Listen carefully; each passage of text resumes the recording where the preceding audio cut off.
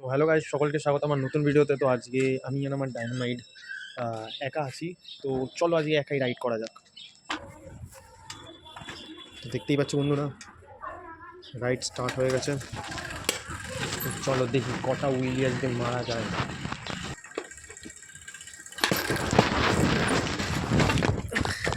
প্রথম উইলিতে উল্টে গেলাম। উইলি মারা যাক আরেকটা।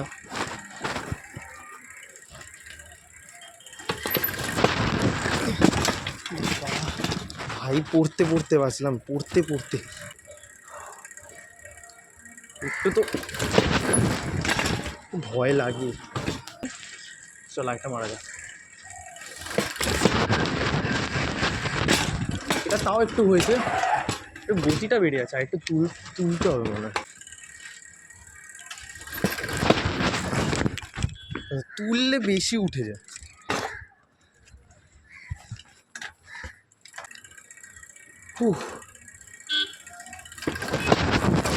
ওই দেখ, এবার পেছন চাকা ব্রেকটা না থাকার কারণে না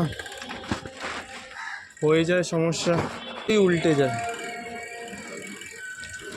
গলিতে মারবো, চলো দেখি গলিতে মারা যাক।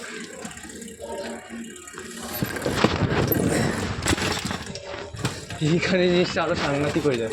দেখো আবার এখানে পেরেক আছে, রিস্ক নেবো। দেওয়ালে ঘষতে ঘষতে বাঁচলাম। আরেকটা আইটেম এইখানটায় নেওয়া যাক।